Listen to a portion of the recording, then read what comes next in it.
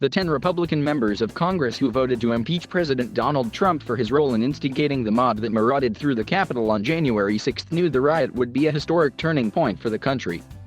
What they didn't realize, the events of that day might also mark the beginning of the end of their own political careers, and that their actions would give Trump and politicians loyal to him a rallying cry to help them retain control of the Republican Party. 6 months after the riot, the impeachers are the GOP's most endangered incumbents. 9 of the 10 already face credible primary challengers ahead of next year's midterm elections, and all have been the targets of relentless attacks from Trump and his supporters, as well as on social media from once supportive constituents livid about their impeachment vote. Wyoming Representative Liz Cheney, stripped of her leadership role in the House for her persistent criticism of the former president, has absorbed the most venom. But Trump seems bent on exacting revenge on the entire group, calling out the names of each of the GOP representatives who voted to impeach him one by one in a speech at the Conservative Political Action Conference in February, then telling the audience, "Get rid of them all." If that effort is largely successful, it would be the clearest sign yet that, even out of office, Trump retains control of the Republican Party and the future is doomed in the GOP for anyone who vigorously opposes the 45th president. If all or most of these guys lose, that's a pretty ironclad case that going against Trump is the death knell, says Jeff Timmer, co-founder of the Lincoln Project, an anti-Trump PAC. You're more likely to see a muddied result. Some might win, some might lose. But he'll hang the losers around Cheney's neck. Other Republicans believe the hand has already been dealt.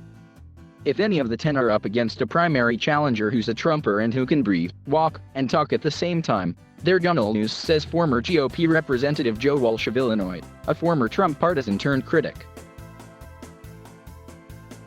They're all in serious trouble. And they know that. At least one of the 10 GOP impeachers agrees, speaking to Newsweek in a blunt, not for attribution interview. Says the representative, "I'll admit that the politics of 1/6 are very different today than I thought they'd be on January 13 when we voted on the articles of impeachment. And because of that, I will probably lose my seat." The sharp turnaround in the group's political fortunes is a neck snapper, given that less than a year ago each of them cruised their party's nominations and won their elections just 7 weeks before the Capitol riot. With the exception of Cheney, daughter of former Vice President Dick Cheney, and perhaps Illinois Representative Adam Kinzinger, most of the GOP 10 are rank-and-file representatives, little known beyond their districts or states. Cheney has faced the biggest backlash so far, losing her role as the No. 3 Republican in House leadership in May to New York Representative Elise Stefanik, whose fealty to Trump overshadowed the fact that her voting record is significantly less as conservative than Cheney's. The outcome only proved to the other 9 that their fates don't depend on how conservative they are or what they've done for their districts so much as how dedicated to Trump their primary voters are. Part of the test will be how many of these members lose and what share of Republican primary voters will essentially do the former president's bidding, says Kyle Kondik, managing editor of the nonpartisan election forecasting newsletter Sabato's Crystal Ball. It may be that Trump remains really popular within the party, but Republican primary voters show more tolerance for some of these members than we think. Other political forecasters doubt that outcome. Says House elections expert Dave Wasserman of the nonpartisan Cook Political Report, "Overall, I'd be surprised if more than 3 of the 10 are still in Congress in 2023. The GOP 10 were not a natural unit before the impeachment vote and their subsequent experiences as ongoing targets of Trumpists' anger."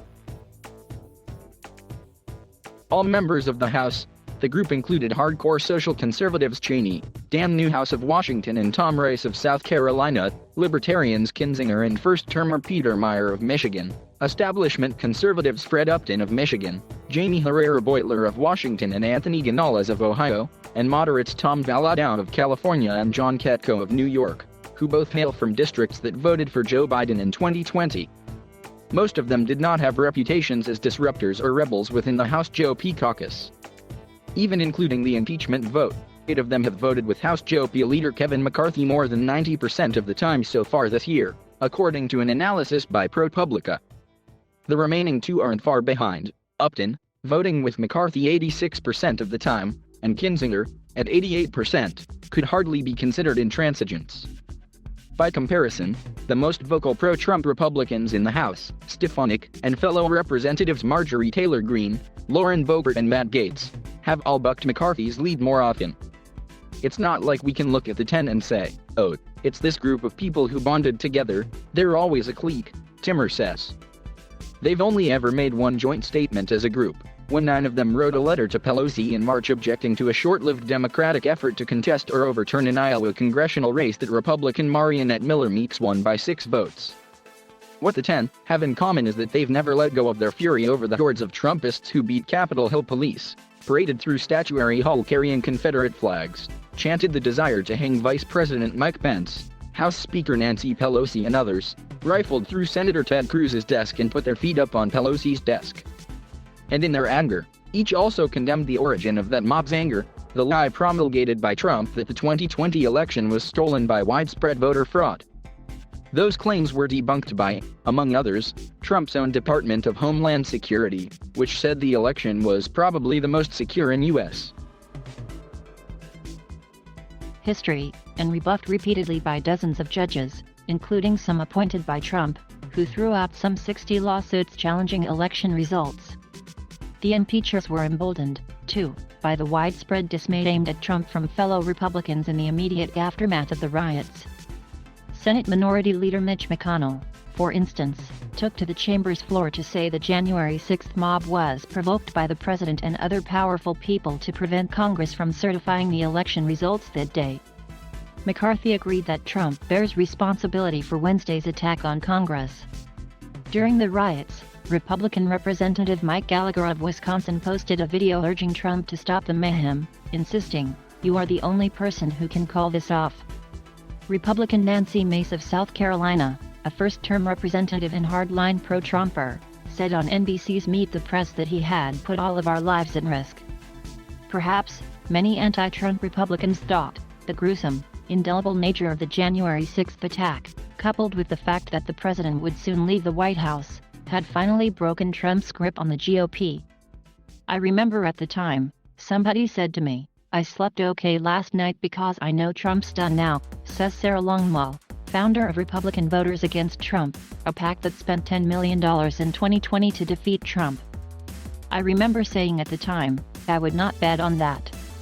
Yet 10 House Republicans did bet on that, with their political lives. Meyer, in fact, knew there was risk, telling the Detroit Free Press after the impeachment vote, "It may have been an act of political suicide, but it's what I felt was necessary for the good of the country, to have accountability in this moment but also to set a path to moving forward." The impeachers hoped there would be enough of them to embolden enough Republican senators to convict the outgoing president, which would have barred him from running for the presidency again in 2024, Kondik says. That failed, though, and with that exoneration as Trump calls it, the ex-president returned to the party's helm, washing grievance and demanding that, to be viable, GOP leaders must support his baseless claims of voter fraud election and agree the January 6th riots weren't as disastrous as they once seemed. Joe Kent, a former Green Beret challenging Herrera Beutler in Washington's 3rd Congressional District, believes the impeachers fatally miscalculated. "I think she and others thought, okay, this is our chance. I had to hold my nose and vote for some of the stuff that Trump wanted because he was so popular, but now, I can pin this horrible day all on him, and I'm going to come out on top." I believe that was her calculus. Yet the impeachers all insist their decisions were divorced from personal political considerations. That day was a direct attack by the executive branch on the legislative branch, and it cannot stand, Rice told constituents in a telephonic town hall in January. "Any president that does that, I will vote for retribution."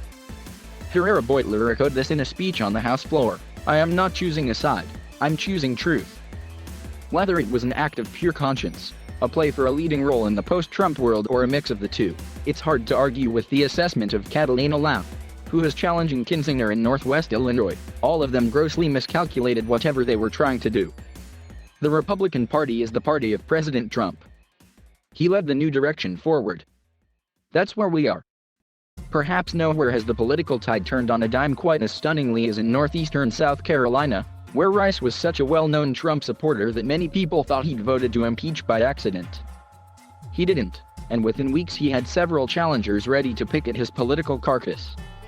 Now Rice, a 63-year-old five-termer, is seriously considering retirement rather than put his undefeated electoral career at risk, according to a Rice source on Capitol Hill who spoke on condition of anonymity for fear of losing their job. The impeachment vote has so damaged Rice that one of his opponents, Ken Richardson, can't talk about his platform at campaign stops until he thoroughly denounces Rice's vote. In order for me to show people the job I can do, I need to talk about things that I want to change and things that I would like to accomplish in Washington. But before I can talk about me, we spend the first 10 to 15 minutes letting people get off of their chest how they feel about Tom Rice, Richardson says. And so it goes in district after district represented by the GOP Impeachers. Their every utterance, be it Valadao's attack on Biden's budget or Rice's well wishes to his wife on their wedding anniversary, are greeted with harsh responses about his impeachment vote.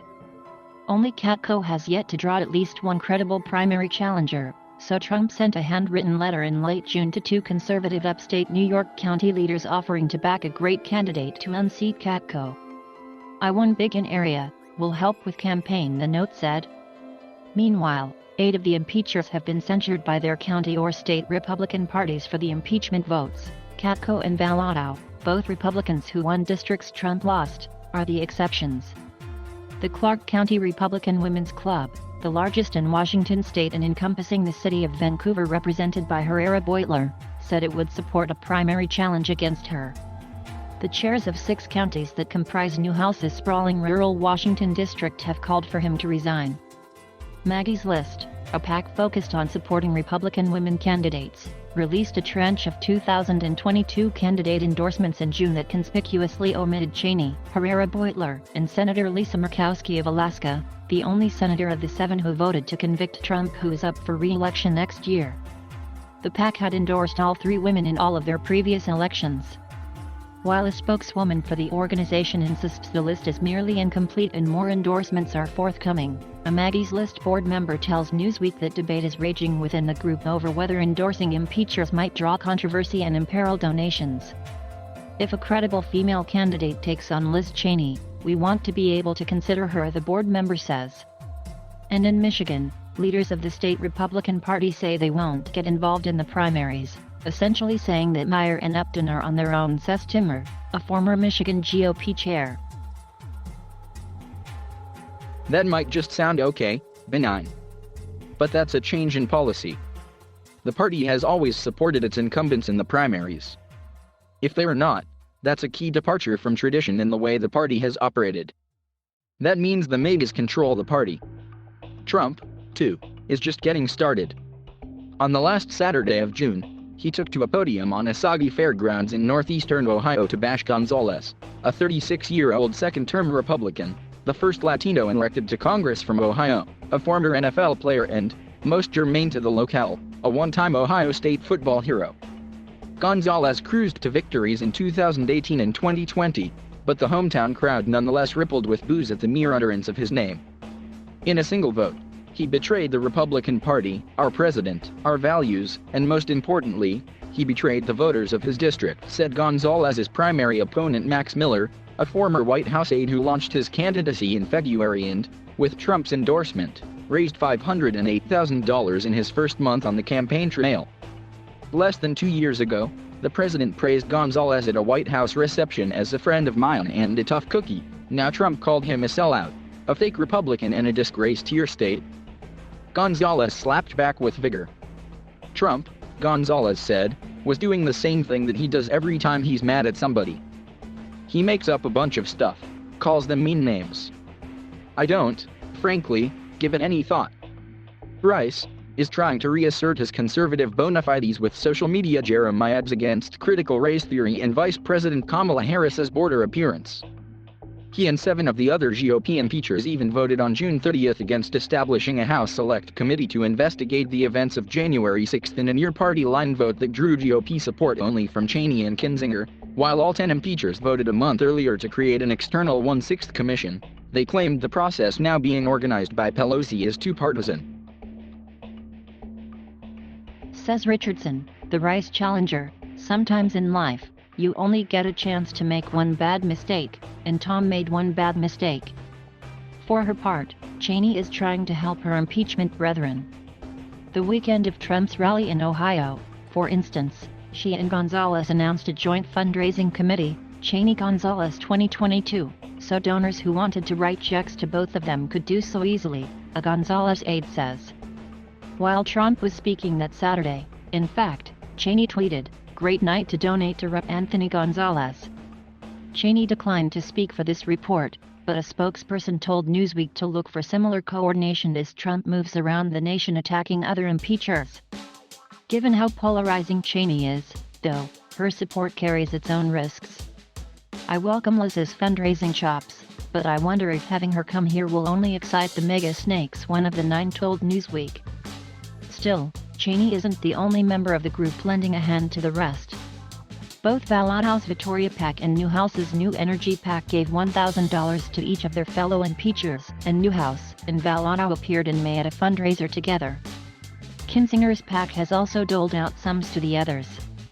What's more, the GOP 10 also have a key ally in Longmire, who earlier this year launched the Republican Accountability Project with a goal of raising $50 million to spend supporting the Republican impeachers as well as local and state Republican officials who faced down Trump's ire by insisting he had lost their states despite his claims otherwise. So far, she's collected $13 million. "We want to help them because there's not that many groups that will," Longwell says. "The plan is to really fight for them in their primaries. We're going to launch a campaign to defend these guys. I had hoped there was going to be a bunch more of them to defend." Herrera Beutler and Newhouse of Washington and Valado of California are seen as having the best chances to survive the primaries because their states require candidates of all parties to compete in the same primary for one of 2 general election berths. That scenario means those 3 incumbents may be bolstered by votes from independents and even Democrats both in the primary and the general election, whereas hard-right challengers must compete for votes among the most strident pro-Trump corners of the electorate. I don't really think there's much chance that a more conservative Republican muscles Valado or Herrera Beutler out of the top 2 slots, Wasserman says of the Fresno area district. Wasserman views Rice and Cheney as most at risk because their districts, in Cheney's case, the entire state of Wyoming, are so deep red that the primary essentially decides the general election. Also, candidates in South Carolina must get more than 50% of the vote in a party primary to avoid a runoff for the nomination, which may be difficult for Rice given he faces at least 3 challengers. Out of the 10, he's probably in the worst predicament because he has to get to 50% in the primary, Wasserman says. Meyer, the only first-termer of the bunch, and Gonzalez, in his second term, could also be vulnerable to strong conservative challenges because they haven't had time to build up close ties with their constituents. Meanwhile, Upton, a fixture in southwest Michigan whose moderate voting record has long made him an unsuccessful target for more conservative primary opponents, may benefit from that experience. Fred Upton has a long personal brand that he's built separate from the party, whereas a guy like Pete Meyer is brand new and doesn't have a lot of deep roots in terms in politics and the people voting for them, Timmer says. Still, Wasserman senses some real vulnerability for Upton, now 68 and in office since the Reagan era. I'd be very surprised if Fred Upton runs for another term. He won his primary in 2020 with a pretty unconvincing margin for someone who's been there since 1987. A lot also depends on whom Trump endorses and whether he visits the district to campaign. Tom Norton, a local village president in Michigan hoping to unseat Meyer, says Trump likely will handpick the anti-Meyer candidate. "A lot of major donors, when I call them, say they're waiting on Trump to choose someone," Norton says. Indeed, the scramble is on to get his support. Both Lauf, who is challenging Kinzinger, and Kent, who is opposing Herrera Beutler, flew to Mar-a-Lago recently to meet Trump. Kent says he fielded a check-in call with Trump in June, likening the process to the candidate version of The Apprentice. "It's like who's gonna work the hardest, who's going to come up with the best plan to win." Brad Clippert, a longtime state representative challenging Newhouse in Washington, isn't keen to participate in that sort of competition. "My goal is to be so good at this campaign, so good at my values and my principles, that Donald Trump hears Brad Clippert's name and I earn Donald Trump's phone call," he says. He picks up the phone and he says, "Mr. Clippert, this is Donald Trump. Can we talk?" And there is a possibility that McCarthy may persuade Trump to lay off Bellotta and Katko for fear that a more conservative nominee would provide an opportunity for Democrats to flip those seats. Trump lost both districts by 9 points to Biden in 2020, but Katko won it by 10 points in Bellotta, who lost the seat in 2018, flipped it back by 1 point last year. This will come down to what Trump actually does, Wasserman says. Does he go to each of these districts and campaign with their opponents? The answer is probably yes. Longwell also doubts Trump will be able to stop himself regardless of whether McCarthy tells him Republicans could lose the seat with a more Trumpian nominee. Trump is gonna play in all of these places and he will endorse the challenger in every single case. Joel Walsh, for one, believes the outcome is preordained. Many of the 10 know deep down there's probably no room in the party for them right now, says Walsh, a lifelong Republican who became an independent last year. Trump is stronger now with the base than he was 6 months ago. Trumpism is stronger now. I don't think there is a fight for the party's soul. That's already happened. Trump won.